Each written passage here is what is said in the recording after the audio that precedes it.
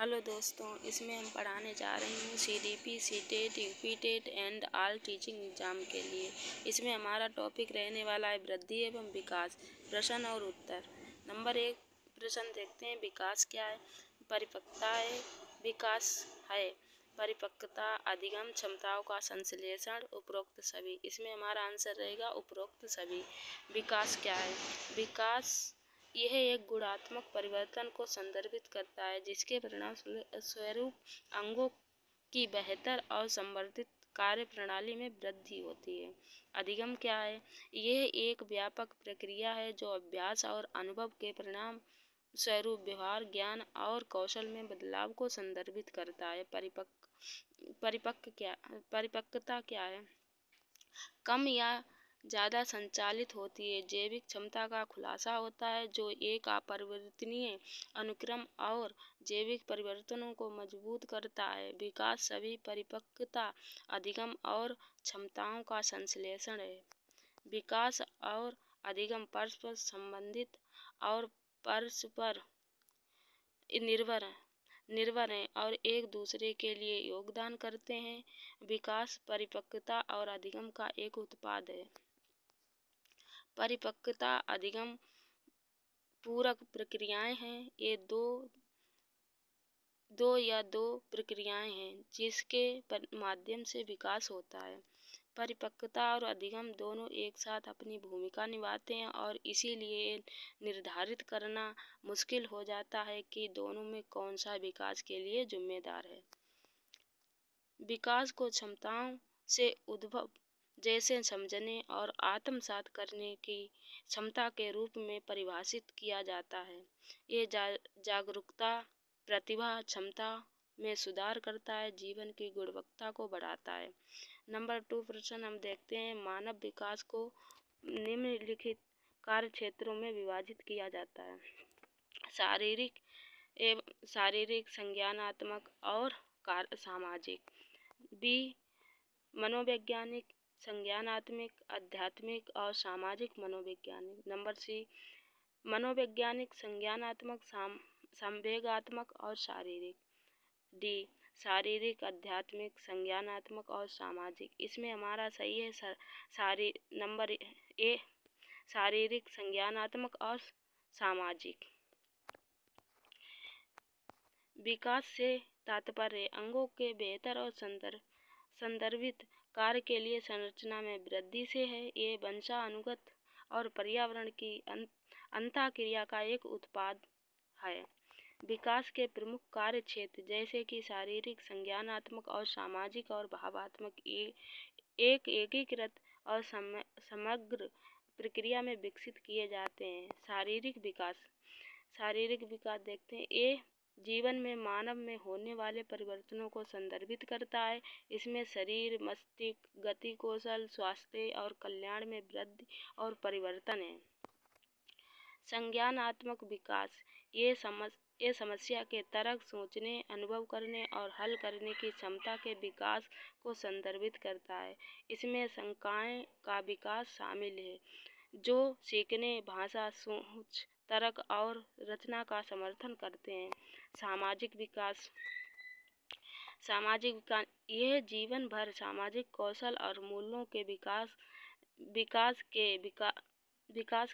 को संदर्भित करता है। मनुष्य समाज में सामाजिक मानदंडों के अनुसार अनुकूल करना और समाज को समझता है। संवेगात्मक विकास ये अपने साथ ही साथ दूसरों के संवेगों को नियंत्रित करने और प्रतिबंधित करने की क्षमता के विकास को संदर्भित करता है। इस प्रश्न नंबर 3, निम्नलिखित में से विकास का कौन सा पहलू शेष अवस्था के दौरान प्रारंभ नहीं होता है? नैतिक विकास, संवेगात्मक विकास, सामाजिक विकास, भाषा विकास। इसमें हमारा सही है नैतिक विकास। नंबर ए नैतिक विकास शेष अवस्था में प्रारंभ नहीं होता है। मानव के विकास को विभिन्न अवस्थाओं शेष अवस्था, बाल्य अवस्था, प्रारंभिक एवं मध्य बाल अवस्था, किशोर और प्रौढ़ावस्था में विभाजित किया जाता है। शेष अवस्था पहले वर्ष या बच्चे के विकास की शुरुआती अवधि को संदर्भित करती है जिसमें बच्चा जन्म के बाद तेजी से बढ़ता है। ये विकास की एक महत्वपूर्ण अवधि है जिसमें बच्चा बैठना, रेंगना, खड़ा होना आदि सीखता है। शेष अवस्था में विकास, भाषा विकास, शिशु भाषा शुरू करते हैं। फिर भी 4 महीने की आयु तक बच्चे ओंठ पढ़ सकता है और भाषण ध्वनि को भेदभाव कर सकते हैं।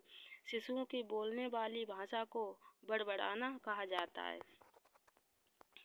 संवेगात्मक विकास, शिशु संवेगों के बिना शुरू करते हैं और 2 से 3 महीने की आयु में वे मुस्कुराहट दिखाना शुरू कर देते हैं और बाद में अपने संवेगों जैसे गुस्सा, डर आदि को व्यक्त करते हैं।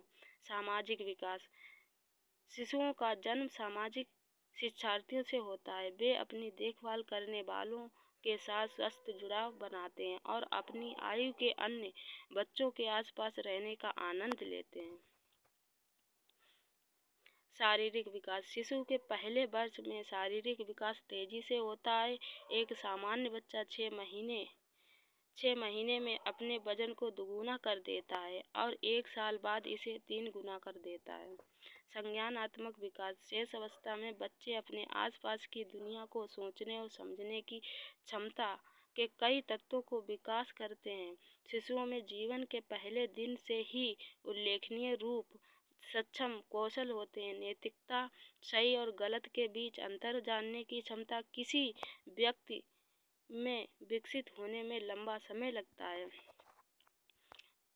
प्रश्न 4 देखते हैं। शेष अवस्था में विकास अवधि और बाल्य अवस्था में कम होता है। शेष अवस्था में विकास अधिक होता है और बाल अवस्था में कम होता है, और जब बच्चा किशोर अवस्था में पहुंचता है तो ये फिर से उच्च हो जाता है। ये शामिल विकासात्मक सिद्धांत है कि विकास सभी चरणों में एक समान नहीं होता है। बी, विकास में व्यक्तिगत अंतर होते हैं। नंबर सी, विकास निरंतर होता है। नंबर डी, विकास अंतःक्रिया की एक प्रक्रिया है। इसमें हमारा ए सही है। विकास सभी चरणों में एक समान नहीं होता है। विकास क्या है? विकास विभिन्न दरों पर होता है। विकास के संबंध में विभिन्न आयामों में विकास की दर और गुणवत्ता एक व्यक्ति से दूसरे व्यक्ति से भिन्न होती है। शेष अवस्था में विकास अधिक और बाल अवस्था में कम होता है, और जब बच्चा किशोर अवस्था में पहुंचते ही फिर उच्च हो जाता है। ये विकासात्मक सिद्धांत, विकास सभी चरणों में एक समान नहीं होता है और सभी के लिए विकास की अपनी विशेष दर होती है। विकास के अन्य सिद्धांतों में शामिल, विकास एक सतत प्रक्रिया है। विकास की दर प्रत्येक व्यक्ति के लिए अलग अलग होती है। विकास अनुक्रमिक और अनुमानित है। विकास सामान्य से विशिष्ट तक बढ़ता है। विकास आनुवंशिकता और वातावरण का एक उत्पाद है। प्रश्न नंबर 5, वृद्धि और विकास के बारे में निम्नलिखित कौन सा कथन सही नहीं है? नहीं को में याद रखना है। नहीं, इसमें नहीं पूछा गया है। नंबर ए, वृद्धि आमतौर पर मात्रात्मक परिवर्तनों को संदर्भित करती है, जबकि विकास गुणात्मक परिवर्तनों को संदर्भित करता है। बी, वृद्धि केवल पर्यावरण का एक कार्य है। सी, परिपक्वता प्राप्त होने पर वृद्धि की प्रक्रिया रुक जाती है।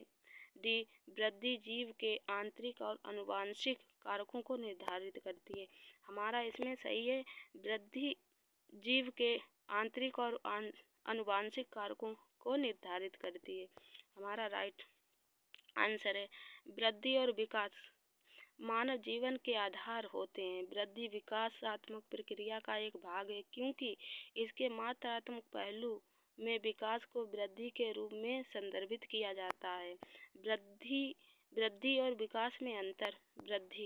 वृद्धि विकास का एक उपसमुच्चय है। यह एक व्यक्ति में होने वाले मात्रात्मक परिवर्तनों तक सीमित है। यह एक व्यक्ति में दोनों मात्रात्मक और साथ ही गुणात्मक पहलू की सहित समग्र प्रगतिशील परिवर्तनों से संबंधित है। अभिवृद्धि जीवन पर्यंत चलने वाली प्रक्रिया नहीं है, क्योंकि परिपक्वता प्राप्त होने पर वृद्धि रुक जाती है। विकास एक सतत प्रक्रिया है जो गर्भाधान से मृत्यु तक जीवन भर चलती रहती है। वृद्धि के परिणामों को देखना और मापना आसान होता है, जैसे ऊंचाई, वजन, शरीर द्रव्यमान सूचांक में वृद्धि। विकास का आकलन किया जा सकता है, मापन नहीं किया जा सकता है।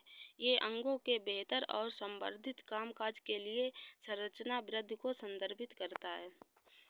प्रश्न नंबर 6 हम देखते हैं, मानव विकास को प्रभावित करने वाला सामाजिक और सांस्कृतिक कारक क्या है।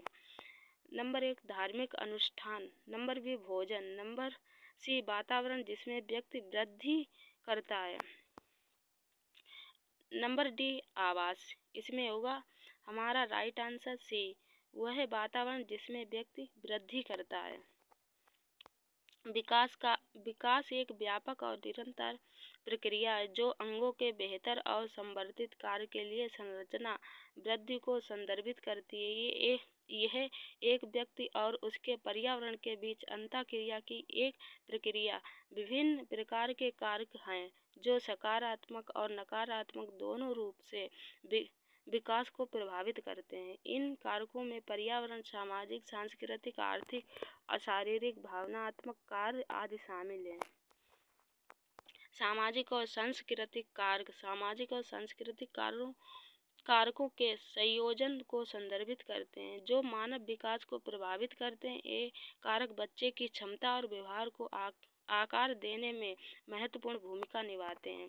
सामाजिक और सांस्कृतिक तत्कालिक पर्यावरणीय संरचना, जहाँ एक व्यक्ति का अपने महत्वपूर्ण अन्य लोगों जैसे माता पिता, भाई बहन, शिक्षकों और साथियों के साथ सीधा संपर्क होता है, विकास को प्रभावित करने वाले सामाजिक और सांस्कृतिक कारकों में शामिल है। नैतिक मूल्य, सामाजिक एवं मान्यताएं, सांस्कृतिक पहचान, तात्कालिक पर्यावरण, सांस्कृतिक भिन्नताएं हैं। नंबर 7 देखते हैं, प्रश्न नंबर 7, निम्नलिखित में कौन सी उत्तर बाल अवस्था के बौद्धिक विकास की नहीं है। इसमें पूछा गया नहीं है, निम्नलिखित में कौन सा उत्तर बाल अवस्था के बौद्धिक विकास की आवश्यकता नहीं है। नंबर 1 विज्ञान साहित्य में उच्च रुचि, नंबर बी तार्किक शक्ति में वृद्धि, नंबर सी भविष्य के लिए सावधान, नंबर डी काल्पनिक भय का अंत। इसमें हमारा राइट आंसर होगा भविष्य के लिए सावधान। बाल अवस्था में इसमें सही राइट आंसर होगा भविष्य के लिए सावधान। विकास प्रगतिशील, सुव्यवस्थित और पूर्व अनुमेय परिवर्तनों का पैटर्न है जो गर्भाधान से शुरू होता है और जीवन भर जारी रहता है। विकास जैविक, संज्ञानात्मक और सामाजिक भावात्मक प्रक्रिया के एक परस्पर क्रिया से प्रभावित होता है।